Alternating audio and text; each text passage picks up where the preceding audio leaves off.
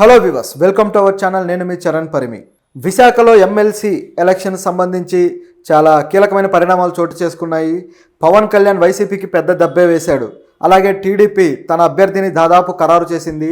మరోవైపు వైసీపీ కూడా దీన్ని మిషన్ విశాఖ పేరుతోటి దీన్ని ఒక ఆపరేషన్ లాగా ఒక డీల్ చేయబోతుంది. సో ఇది ఏంటి అనేది మనం ఒకసారి చూద్దాం. మూడు పార్టీలు ఒకదానితో ఒకటి పోటీ పడి ఒకరిని మించి ఒకరు కసరత్తులు చేస్తూ యుద్ధ వ్యూహాలు రచించినట్లుగా రచిస్తున్నారు.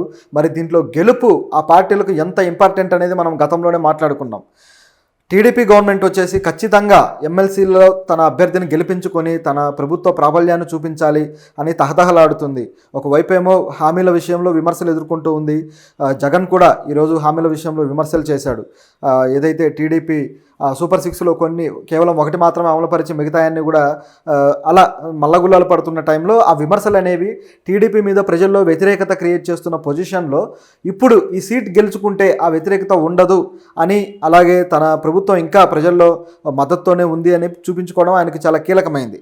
దాంతోపాటు వైసీపీ పార్టీకి అయితే ఇంక అది ఎంత అవసరం అంటే చెప్పక్కర్లేదు. ప్రజలు గంపగుత్తగా ఈ పార్టీని వ్యతిరేకించారు, చీకొట్టారు అనే భావన అధికార పక్షం క్రియేట్ చేసి ఉంది. సో దీన్ని బద్దలు కొట్టాలి అంటే వైసీపీ నుంచి ఒక నాయకుడు గెలిస్తే వాళ్ళకు తిరిగి వాళ్ళు ఇప్పటిదాకా కోల్పోయిన ఏదైతే ఆ శక్తి సామర్థ్యాలు ఉన్నాయో అవి ఒక్కసారిగా పుంజుకునే అవకాశం ఉంది. దానికోసం వైసీపీ ఇప్పుడు ప్రయత్నిస్తుంది. మరోవైపు జనసేన ఇప్పటిదాకా ఈ మొత్తం సినారియోలో జనసేన మాత్రమే సైలెంట్గా ఉండి కాస్త అండర్ ప్లే చేస్తూ వస్తుంది. కేవలం పవన్ కళ్యాణ్ పరిపాలన విషయంలో తన శాఖలకు సంబంధించి ఏవైతే ఉన్నాయో అవి మాత్రమే పట్టించుకుంటున్నాడు, సదస్సులు నిర్వహిస్తున్నాడు, ఇలా చేస్తూ వస్తున్నారు. నిన్న కలెక్టర్లతోటి చంద్రబాబు గారు, పవన్ కళ్యాణ్ గారు అందరూ కలిసి ఒక సదస్సు నిర్వహించారు. కలెక్టర్లకు కూడా కొన్ని ఆదేశాలు జారీ చేశారు. మీరు సిన్సియర్గా పనిచేయండి, మీకు కావాల్సిన ఫ్రీడమ్ మీకు ఇస్తున్నాము, మీరు జాగ్రత్తగా పనిచేస్తే మీకు తగినంత అభివృద్ధి ఉంటుంది, అలాగే ఆయా ప్రాంతాల అభివృద్ధి అవడానికి కూడా అవకాశం ఉంటుంది అని చెప్పి చంద్రబాబు గారు కూడా అన్నారు. సో ఈ విధంగా వాళ్ళ పరిపాలన విషయంలో ఒకవైపు ఫోకస్ చేస్తూనే సడన్గా ఈ జనసేన పార్టీ కూడా ఇటువైపు తిరిగింది. సో దీని మీద ఫోకస్ చేసిందనమాట. సో ఎవరు ఏం చేస్తున్నారు అనేది ఒకసారి గమనిస్తే వైసీపీ వచ్చేసి బొత్స సత్యనారాయణ అభ్యర్థిగా ప్రకటించారు. సో ప్రకటించిన తర్వాత ఆయన ఇక క్యాంపెయినింగ్ మొదలు పెట్టేశారు. దీనికి సంబంధించి ఒక ఆపరేషన్ విశాఖ అని పేరు పెట్టేసుకొని జగన్ ఈరోజు ఒక సదస్సు కూడా చేయబోతున్నాడు పార్టీ నాయకులతోటి. సో ఇందులో అంబటి రాంబాబు కావచ్చు, సీనియర్ నాయకులు ఎవరైతే ఉన్నారో వీళ్ళందరూ దీన్ని బాధ్యత తీసుకొని ఇక్కడ నడిపించబోతున్నారు. సో ఇదిలా ఉంటే మరొక వైపు టీడీపీ ఇంకా తన అభ్యర్థి విషయంలో మల్లగుల్లాలు పడుతూ వస్తుంది. ఇంకా కన్ఫ్యూజ్ అవుతున్నారు, ఎవరిని నిలబెట్టాలి, ఎవరిని నిలబెట్టకూడదు అనే చాలా తర్జన పడ్డారనమాట. చివరికి ఈరోజు ఆ అభ్యర్థిని దాదాపు ఖరారు చేసుకున్నారు. అంటే ఈరోజు బుధవారం మధ్యాహ్నం కల్లా ఆ విషయం కూడా రివీల్ అయ్యే అవకాశం ఉంది. సో అఫీషియల్గా ప్రకటించే ఛాన్స్ అయితే ఉంది. ఆ అభ్యర్థి ఎవరు అని చూస్తే అనకాపల్లి మాజీ ఎమ్మెల్యే, 2014లో ఆయన మాజీ ఎమ్మెల్యేగా గెలిచారు. అయితే ఈసారి ఆయనకి టికెట్ రాలేదు. ఆ అభ్యర్థి పేరు పీలా గోవింద సత్యనారాయణ. ఈయన గతంలో ఇట్లా చేశారు ఆల్రెడీ ఎమ్మెల్యేగా. అయితే ప్రస్తుతం అయితే ఈ ఎలక్షన్లో మాత్రం ఆయనకు టికెట్ రాలేదు. అంటే అన్ని సామాజిక వర్గాలకి న్యాయం చేసే క్రమంలో ఆయనకి రాకుండా పోయిందనమాట. సో ఆయనకి ఇప్పుడు మళ్ళీ ఎమ్మెల్సీగా అవకాశం అయితే ఏర్పాటు చేశారు. సో ఇప్పుడు అవకాశం అందుకుంటున్నారు. సో దీన్ని చాలా సీరియస్గా తీసుకున్నారు. ఎలాగైనా సరే ముందుకు తీసుకెళ్లాలనే ఆలోచనలో అయితే ఉన్నారు. సో సీనియర్ నాయకులు ఈ బాధ్యతలు అయితే తీసుకుంటున్నారు. సో టీడీపీ నుంచి సీఎం రమేష్ కావచ్చు, గొట్టిపాటి రవికుమార్ కావచ్చు, ఆ తర్వాత మరి కొంతమంది నాయకులు ఎలాగైనా సరే గెలిపించుకోవాలనే పట్టుదలతో ఉన్నారనమాట. మరొక వైపు జనసేన ఏ విధంగా దెబ్బ కొట్టింది అనేది మనం గమనిస్తే జనసేన పార్టీ ఇప్పటిదాకా సైలెంట్గానే ఉంటూ వచ్చింది, దీంట్లో ఇన్వాల్వ్ అవ్వలేదు. కానీ నిన్న దాదాపు వైసీపీ నుంచి 5 కార్పొరేటర్లు జనసేన పార్టీలోకి అఫీషియల్గా చేరిపోయారు.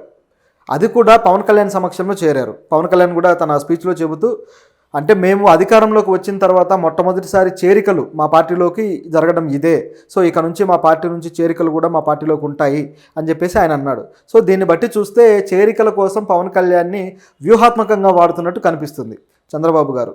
ఎందుకంటే వైసీపీకి దాదాపు 615 ఓట్లు ఉన్నాయి. సో ఇన్ని ఓట్లు ఉండటం వల్ల చంద్రబాబు గారికి కూడా భయం పట్టుకుంది, మనం ఓడిపోతామేమో అని. ఎంతమందిని లాక్కున్నా ఓడిపోవడం తప్పదేమో అనే ఫీలింగ్ అయితే వచ్చేసిందనమాట. సో సాధ్యమైనంత వరకు 2 పార్టీలు వాళ్ళ టాక్టిక్స్ ఉపయోగించి సాధ్యమైనంత వరకు కార్పొరేటర్స్ని లాగేసుకోవాలనే ఆలోచనలో ఉన్నారు. అందులో భాగంగానే పవన్ కళ్యాణ్ గారు ఇట్లా ఎంట్రీ ఇచ్చారు. మామూలుగా అయితే కార్పొరేటర్లే కదా, పవన్ కళ్యాణ్ రావాల్సిన పని లేదు. అక్కడ ఎమ్మెల్యే ఉన్న ఆయన ఆధ్వర్యంలో జాయిన్ అయిపోవచ్చు, లేదంటే మినిస్టర్లు ఉన్న జాయిన్ అయిపోవచ్చు. ఒక పార్టీ అధినేత డిప్యూటీ సీఎంఏ వచ్చి వీళ్ళందరినీ జాయిన్ చేసుకొని వాళ్ళతోటి ఫోటోలు దిగాల్సిన పరిస్థితి ఉందంటే ఇంత ఎందుకు క్రియేట్ అయింది? అనేది గమనిస్తే ఇది కేవలం ఒక ఇమేజ్ క్రియేట్ చేయడం కోసం చేసిన పని. అంటే మా పార్టీలోకి మీరు జాయినింగ్స్ ఇక మొదలు పెట్టండి, మేము గేట్లు తెరిచేసాము అని చెప్పడం కోసమే పవన్ కళ్యాణ్ డైరెక్ట్గా వాళ్ళతోటి కమ్యూనికేట్ అవ్వడం కానీ ఆ జాయినింగ్స్ అన్నీ కూడా ఒక అఫీషియల్గా చేయడం కానీ జరిగింది. లేకపోతే ఆయన స్థాయి వ్యక్తి రావాల్సిన పనే లేదు. ఇది మామూలే కదా కార్పొరేటర్లు జాయిన్ అవ్వటం. కాకపోతే ఇదంతా కూడా అంటే మిగతా వాళ్ళు కూడా వచ్చి జాయిన్ అయితే కనీసం ఒక 100 మంది కానీ వీళ్ళ పార్టీలోకి జాయిన్ అవ్వగలిగితే అప్పుడు ఖచ్చితంగా సరే ఓట్ల శాతం ఏదైతే ఉందో తేడా వచ్చేస్తుంది. మిగతా ఓట్లు ఎలాగో క్రాస్ ఓటింగ్ అవుతాయి, చివరికి టీడీపీ గెలిచే అవకాశం ఉంది అనే ఆలోచనతోటి ఈ టాక్టిక్స్ అన్నీ పాటించినట్టుగా కనిపిస్తుంది. సో అందుకే దాంతోపాటు వైసీపీ పార్టీకి అయితే ఇంక అది ఎంత అవసరం అంటే చెప్పక్కర్లేదు. ప్రజలు గంపగుత్తగా ఈ పార్టీని వ్యతిరేకించారు, చీకొట్టారు అనే భావన అధికార పక్షం క్రియేట్ చేసి ఉంది. సో దీన్ని బద్దలు కొట్టాలి అంటే వైసీపీ నుంచి ఒక నాయకుడు గెలిస్తే వాళ్ళకు తిరిగి వాళ్ళు ఇప్పటిదాకా కోల్పోయిన ఏదైతే ఆ శక్తి సామర్థ్యాలు ఉన్నాయో అవి ఒక్కసారిగా పుంజుకునే అవకాశం ఉంది. దానికోసం వైసీపీ ఇప్పుడు ప్రయత్నిస్తుంది. మరోవైపు జనసేన ఇప్పటిదాకా ఈ మొత్తం సినారియోలో జనసేన మాత్రమే సైలెంట్గా ఉండి కాస్త అండర్ ప్లే చేస్తూ వస్తుంది. కేవలం పవన్ కళ్యాణ్ పరిపాలన విషయంలో తన శాఖలకు సంబంధించి ఏవైతే ఉన్నాయో అవి మాత్రమే పట్టించుకుంటున్నాడు, సదస్సులు నిర్వహిస్తున్నాడు, ఇలా చేస్తూ వస్తున్నారు. నిన్న కలెక్టర్లతోటి చంద్రబాబు గారు, పవన్ కళ్యాణ్ గారు అందరూ కలిసి ఒక సదస్సు నిర్వహించారు.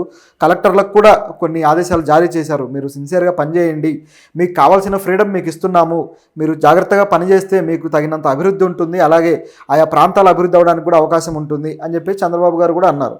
సో ఈ విధంగా వాళ్ళ పరిపాలన విషయంలో ఒకవైపు ఫోకస్ చేస్తూనే సడన్గా ఈ జనసేన పార్టీ కూడా ఇటువైపు తిరిగింది. సో దీని మీద ఫోకస్ చేసిందనమాట.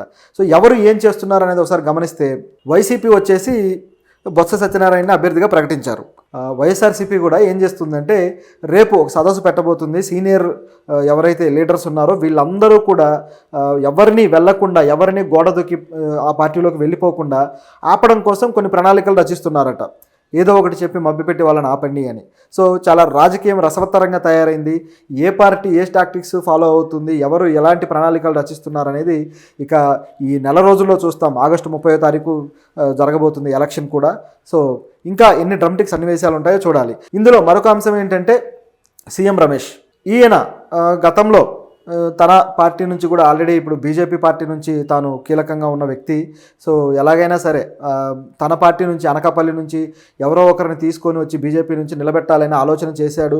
అలాగే ఒక దాదాపు 4 వ్యక్తులు అభ్యర్థులుగా ఆయన లిస్ట్ అవుట్ చేసి ఆ లిస్టుని చంద్రబాబు గారికి కూడా ఇవ్వడం జరిగింది. సో ఈ విధంగా చేసుకుంటూ వచ్చాడు. కానీ ఆయన అనుకున్న ప్రణాళిక మాత్రం ఇక్కడ పారలేదు. ఎందుకంటే మనం ముందే చెప్పుకున్నాం, చంద్రబాబు గారు బీజేపీకి అవకాశం ఇచ్చే ఛాన్స్ అయితే లేదు. ఖచ్చితంగా ఆయన అలాంటి పని అయితే చెయ్యడు. రాష్ట్రంలో ఖచ్చితంగా ఆయన ప్రాబల్యాన్ని చూపించుకోవడానికి ఎక్కువ ప్రాధాన్యత ఇస్తాడు అని మనం గత వీడియోలో ఆల్రెడీ చెప్పుకున్నాం.